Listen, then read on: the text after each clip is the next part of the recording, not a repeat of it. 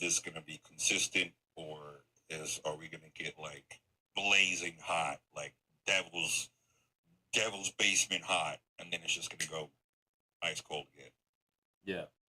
Yeah, I want you to see this as a test for you because that's kind of what it is, honestly, at the end of the day. This is going to serve as a test for you to see where you are and your ability to recover in the event that she does go cold again. Because we can't control whether or not she does or doesn't. I think we've been in this long enough to see that. So it's more about do I have the ability to recover in the event that she does do the whole cold thing again and it's out of my control.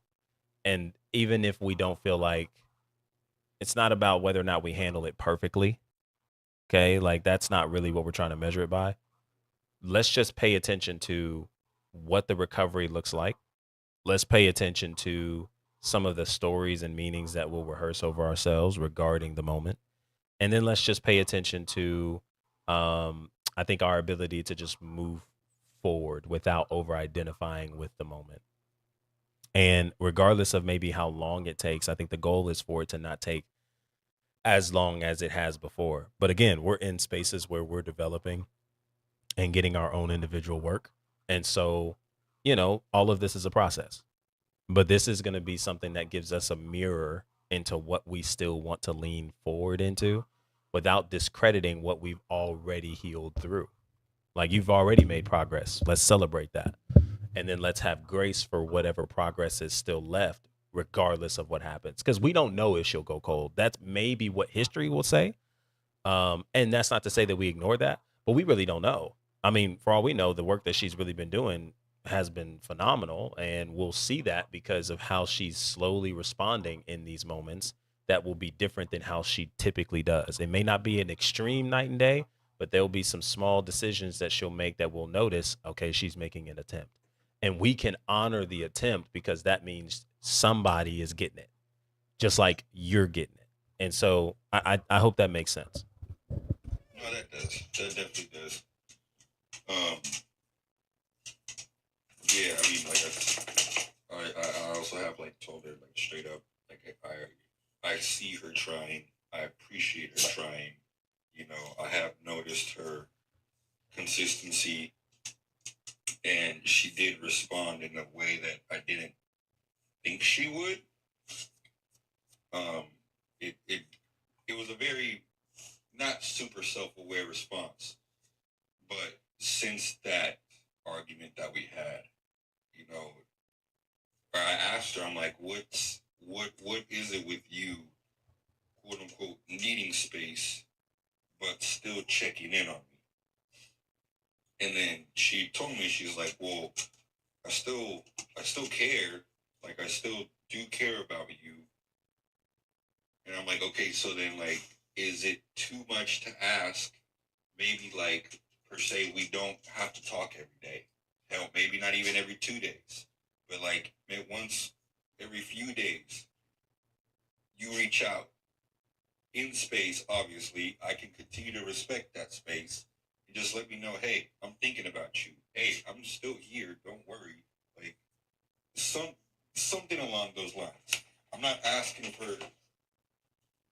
um what is it here? What's the word that I said? Um, I don't think you said it, but it sounds like you're talking about reassurance. Yeah, there we go. Mm-hmm. I was like, I'm not asking for consistency, right? I'm asking for reassurance. If you still care, because we did have a conversation, I want to say like a week to a week and a half prior, or no, it was like 2 weeks because we were in no contact over like a really big issue that happened between her and one of our friends. Where she told me, she's like, I still love you. I still care about you. I'm not giving up on us, but I still need to work on myself. So I brought that point back up and I'm like, hey, like if that's still relevant to you, then tell me now if it isn't. But if it is, I need to know that you still care. I can't just be left here sitting in the dark for 5 days, 10 days, 13 days, and you're just at a distance looking into my life. And I'm like kind of over here losing my mind because, you and I have gone through some stuff. You and I, we talk about stuff. Now you're going through stuff away from me. And now I have all these other people coming to me about issues or problems or whatever else they want to bring up about you or about us from the past. And I'm trying to have conversations with you to gain clarity on things. And it's like you're very dismissive over things and you don't want to talk about those things. If you don't want to talk about them now, then that's fine. But there is going to be a period of time where I will bring these things back up because I want absolute clarification on things.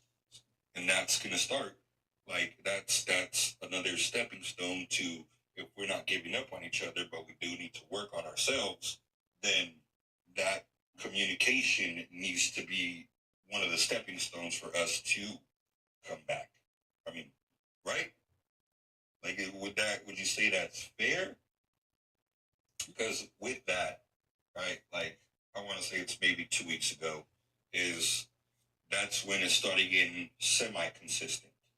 Because it went from, she's like, I can definitely work on trying to reach out maybe once a day, once every 2 days or something like that.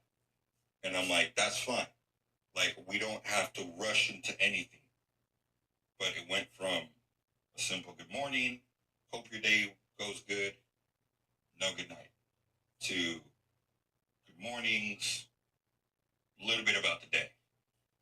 Good mornings leading into the afternoon. Good mornings leading into the night. Good mornings telling me about her day. Plans throughout the day. Good nights. Like now it's, I'm not gonna like, how can I describe this? We were on FaceTime the other day, laughing and like just talking about the animals and stuff. And for a second, because of how like normal it felt again, I forgot we were broken up. Because of how consistent it has gotten up to this point. To where, like I'm saying, like it's gone from like cold to scorching hot. Now she's bringing up memories. Now she's saying that she misses me in the way that she used to get sleep when we were together. How she misses the animals. How she went out for Mexican food the other day with her mom and she was going to get enchiladas, but none of them, no enchiladas compared to the ones that I used to make. And like, I'm picking up on these small little keys, right? So that's where I'm like, is it trending in the direction of a reconciliation? But then you're saying, this is more like a testing period? Is she testing me? Is she testing the waters? Is she seeing, does it feel safe to speak with him in a certain manner again? Now we're planning on meeting up. Like we've planned a couple of days to meet up, but it has fell through for one reason or another. But now I'm kind of like starting to think, is she testing the waters to see if it is safe? Does she feel safe again being around me or talking to me? Okay, so I want to rephrase or maybe reframe what I mean when I'm saying it's a test. I don't want to necessarily frame it in a direction where she's testing you, although there are a lot of behaviors she's exhibiting that will like present itself as a test. I want you to see it as more of like this is testing ground for you to see where you are in your healing journey and recovery from your anxious attachment. Okay, because there's going to be behaviors that she exhibits that I can listen to what you're saying and you're like, "Hey, so, let's communicate, let's do this, let's do that." And which isn't a bad thing. However, it's again, there's a lot in that is still coming from a place of, well, the stability of the relationship or the stability for you is based on if she does these things.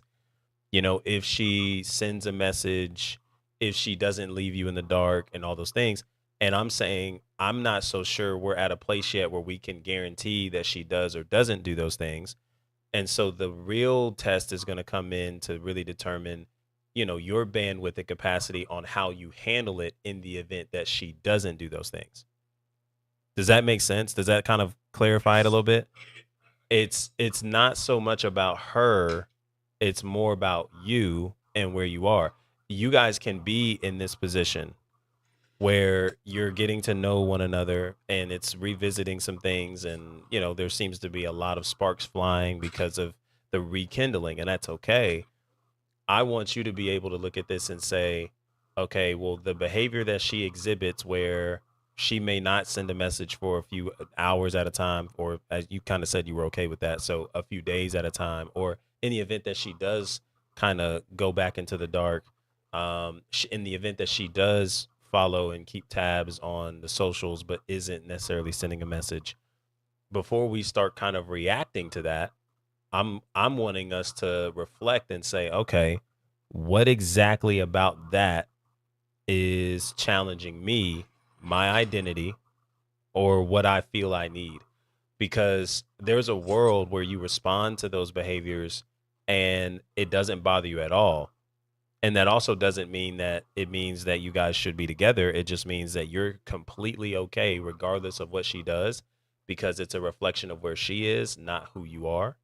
And even if that means that the next best decision is to, like, part ways, we're okay with that. Like, we should be at a place in our healing journey as we're growing and developing where we're willing to leave anybody and anything when it doesn't align. And if we're at a place where we're saying we're not willing to leave, and it has to take the most extreme things to do that, if any, we're still working through some of those attachments. And I think that's okay. We're still relatively maybe new to the process. I'm not expecting it to be overnight. I just say, let's allow what we're experiencing here to keep exposing where we are, not necessarily where she is. What is she trying to do? What is she testing? Less about that, more about, okay, if she does or doesn't, how am I going to respond? Because I think at the end of the day, you're wanting to know if this is something that actually will make it to the distance. But I think it's so I don't think that's really the question. I think the real question is, can you recover and be okay even in the event that it does or doesn't make it? I think that's the real question. And if we can be, great. Because if you trust it's kind of like going to the weight room, right? I just came back from there. I was doing some leg day. Okay. I was doing some squats, pause, squats, all the things. So when you get underneath that bar, let's say if you're an avid gym goer, depending on where you are, okay. For some people, if they put a 45-pound plate on each side and they go to squat, there is no worry in them. Like, there is no fear in them or anything of that sort, because they trust their ability to stand up with that weight. This is lightweight. These are easy reps.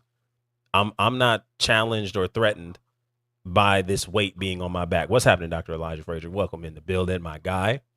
But let's just say you were to put more weight on there. For some people, if you put 3 plates on that bar and you get under it to squat, there's a little nervousness, fear, hesitancy, not because of the weight, but because of their inability to trust themselves to what? Stand back up with it.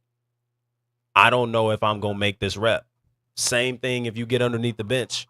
There's people that walk in the weight room and say, fam, I can bench a plate. Great.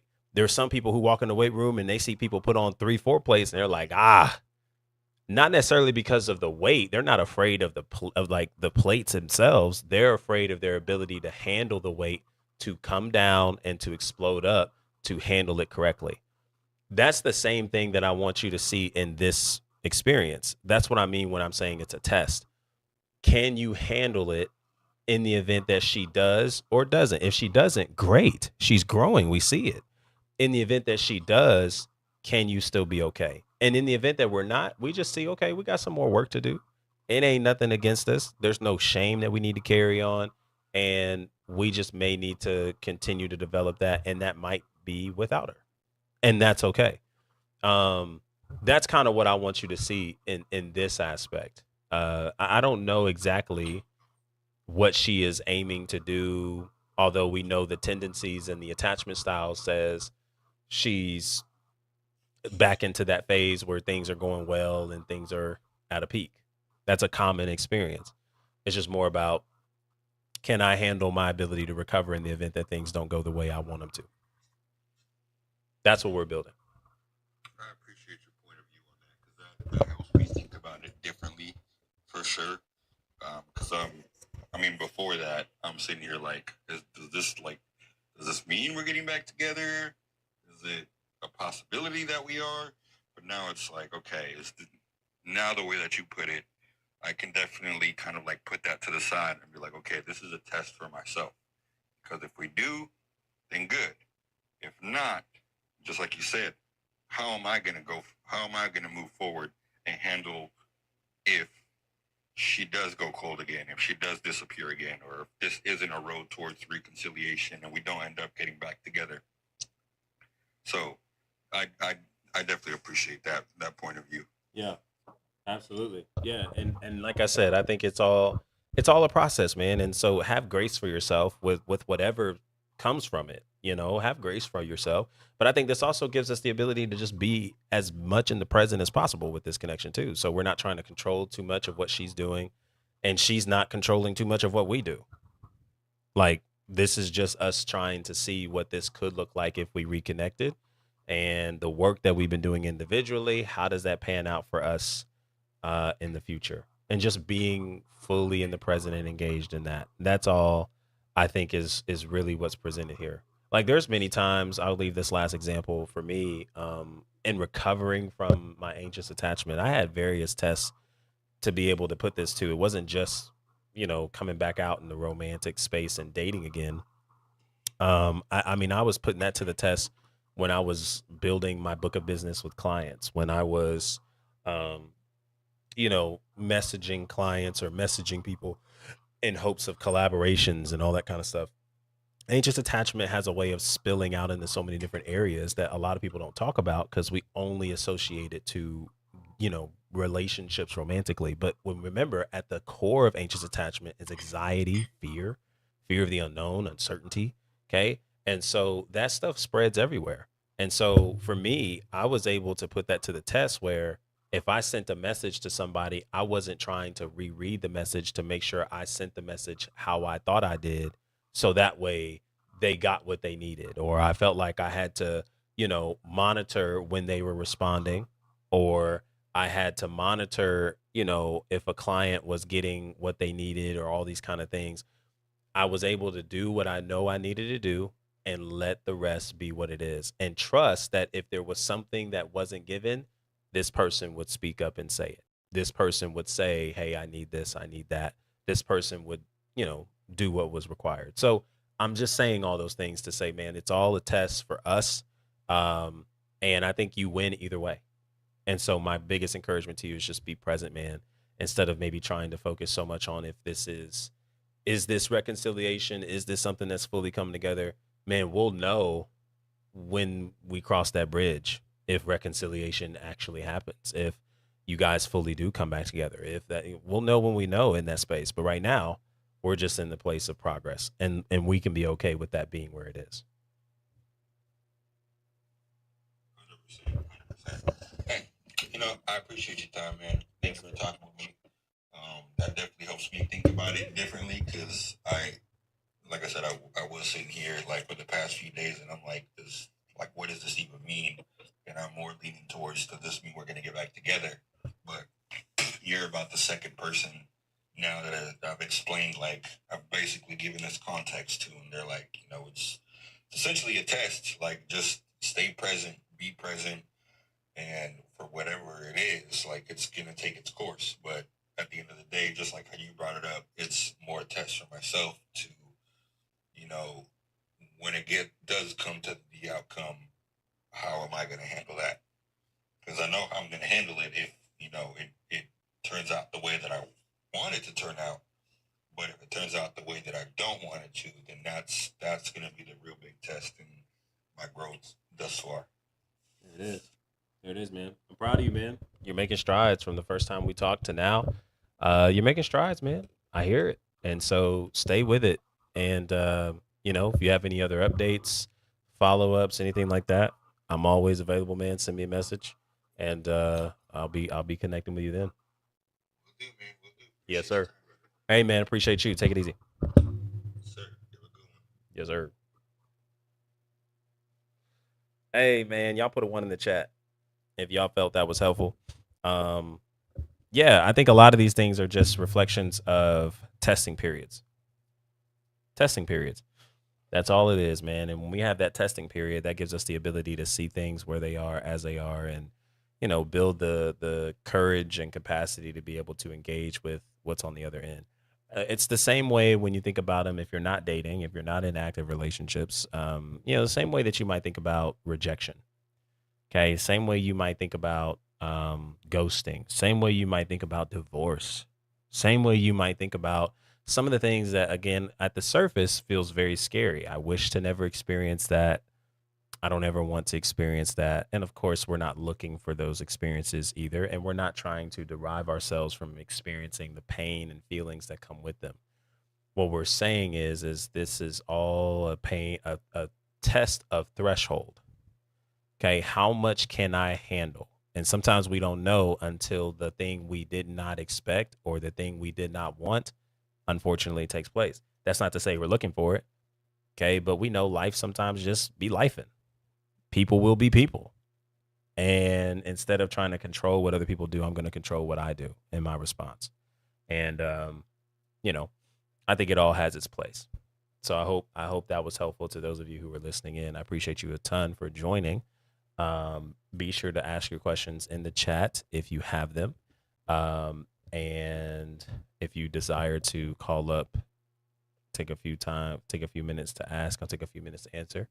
I got about 10 more minutes before we call it a night or a day. Number one, be sure to check out two people that showed up in this chat in the time. I didn't get a chance to shout them out as fully. Number one, Lauren, please y'all go follow her account. She has awesome men panels that she does. I'm not too sure how often anymore. I know she's been on break, but she has panels dedicated to just healthy conversations with men and women, and just having some really good conversations surrounding dating, relationships, and beyond. So please, y'all, go show her some love and follow her. Also, Dr. Elijah Frazier, my brother, man, I got nothing but good things and lovely things to say about him and his work. And he's just amazing at what he does, and helping people, serving people, creating with people, doing life with people. And so y'all be sure to go check him out on all platforms. Dr. Elijah Frazier, go give him a follow, and support the Royal Lamb community, man. A community of amazing creatives, ranging from all kinds of different places: therapy, therapists, financial advisors, physical trainers, coaches. I mean, just so many people that are just coming together to build a beautiful team to just be of service to other people. And so, y'all, please be sure to go support him and give him a lot of your love. He regularly goes live too, so you guys might see me in the chat over there as well. So yeah, two shout outs there. Y'all be sure to go give them some love and support them. I wanted to answer this question that was earlier in the chat. And again, if you guys don't have any more, hey, that was my time. And I love being able to be here for what's needed and not more than that. Okay. There was a question that was asked: why mama's boys can be dangerous. I think, I don't know if I necessarily would use the word dangerous. I think, I don't know if they're here to clarify this. What would you define dangerous, and what makes in your mind a mama's boy dangerous? Where did you hear that from? What's the context? So I think there's a lot missing there for me to be able to say whether or not it's dangerous. I would say, um, I think that anybody who has been able to be raised by their parents and had that privilege and blessing to be able to experience that fully, and number one, whether that was a healthy relationship or there were some unhealthy tendencies in there. I think the term mama's boy can sometimes be thrown around very loosely as a means to demean men or demean individuals for their relationship with their mother. And I think there's a lot of things to consider with that. Okay. Obviously, when you think of mama's boy, you might think of the guy who um, is extremely clingy to their mother, doesn't make any decisions without their mother. Um, and that is different. Okay. That is different than what I would also throw into the mix that many people may call a mama's boy, but really is a son looking after his mom, caring for his mom, because that is a responsibility that he feels he has to own up to and carry because of him having to be the role, fit the role of a man of the home at a young age. And there's a lot of context involved with that. And so you're not asking him to what you think you're asking him to do in terms of making decisions on his own. It's computed in a very different way. Now there's various ways to heal this, and we don't necessarily want to live by being okay with a mama's boy being a mama's boy or anything of that sort. I think there's some important conversations that have to be had. I would say what makes a mama's boy challenging is when he is so enmeshed, because when we think about mama's boy in that category, you're thinking about enmeshment. If you guys are unfamiliar with enmeshment is basically when somebody loses their identity by being connected to someone else. They lose themselves in other people.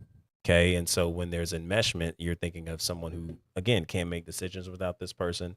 They don't know who they are outside of this person.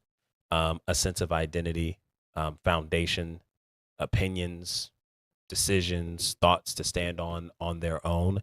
Everything is circulated around another person.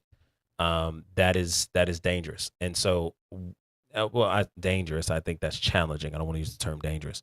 So I think what makes someone that is classified as a classic mama's boy or a daddy's girl or whatever we want to say, what makes that challenging is, well, later on in relationships, you'll see that dynamic play out where the son to the mama's boy, the daughter to the daddy's girl, they're unwilling to challenge the parental thoughts and perspective of the person that they say they love and they want to do relationships with.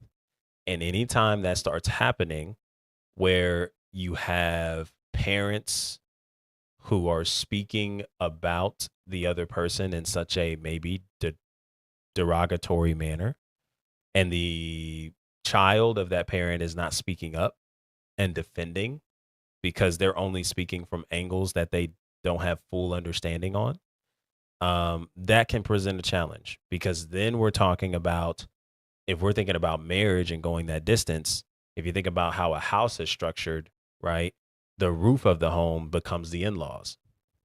And so now the in-laws feel like they get the privilege of speaking about your significant other any way they want.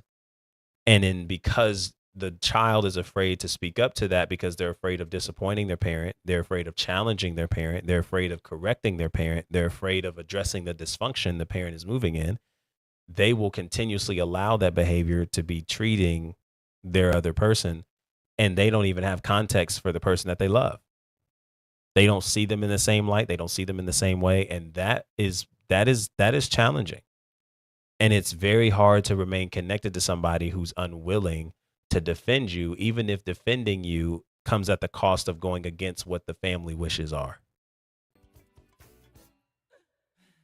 And so I think that's where it gets challenging if you think of long term. I think short term it can get challenging if this individual doesn't feel as if they can genuinely make decisions.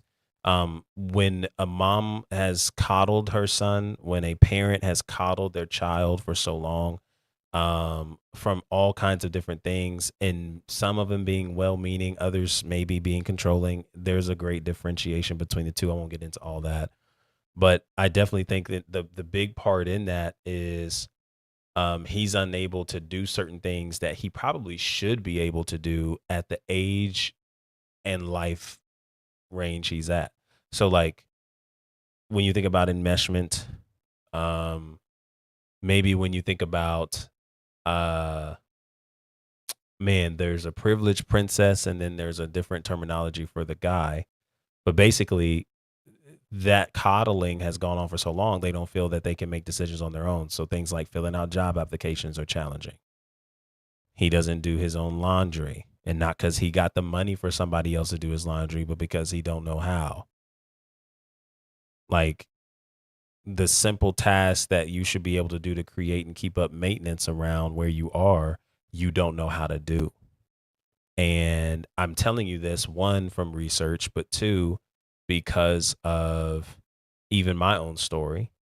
Um, like there were a lot of things I was sheltered from as a kid and growing up even into my teenage years. There were a lot of things I didn't have to do because the parents decided to stick up and do everything. And as grateful as I am for them, there were a lot of things I had to come to realization of that I learned I did not know how to do. And it just wasn't sitting right with me. That I didn't know how to do certain things because parents never went out of their way to teach us. They just did it. And what they thought was well meaning, we later learned was actually pretty detrimental.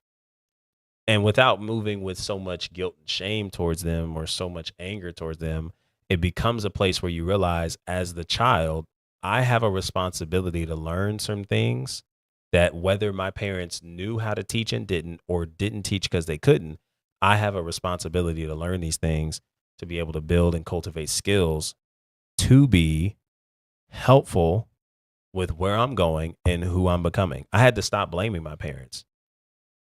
I had to stop blaming my loved ones for not being what I wanted them to be or what I told myself I needed them to be, or if they would have told me this, if they would have lended me that, if they would have been there for this, if they would have been there for that, then none of these things would be. No, I had to take responsibility for what was left in my hands to be able to create more with what remains. And that's my encouragement to anybody else who's in those positions.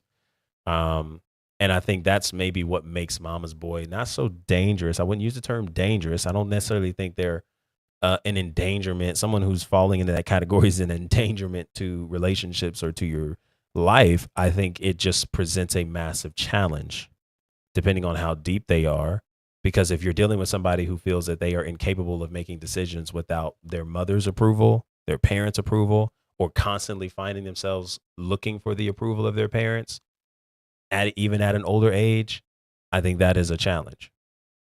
Because at some point, we have to get to a place of being able to make decisions on our own.